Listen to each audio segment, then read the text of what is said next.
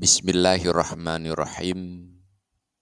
Hadis yang ke-20 dari 50 hadis sulasiat di bawah judul salah satun la tujawizu salatuhum azanahum.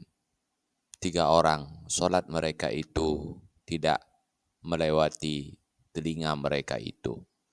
Dalam sebuah hadis yang diriwayatkan dari Abi Umamah Al-Bahili radhiyallahu an, beliau berkata, qala Rasulullah sallallahu alaihi wasallam, telah bersabdalah Rasulullah sallallahu alaihi wasallam, salah satun la tujawizu salatuhum azanahum. Ada 3 orang yang solat mereka itu tidak melampaui telinga mereka itu, artinya tidak diterima oleh Allah Subhanahu wa taala.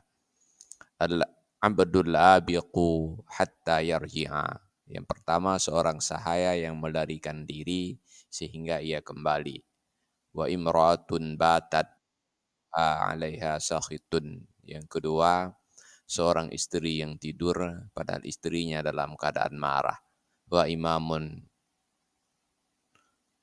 imamu qaumin wa hum lahu qarihun. Yang ketiga, pemimpin sebuah kaum sementara kaumnya benci kepadanya. Wallahu a'lam bishawab. Walhamdulillahi rabbil alamin.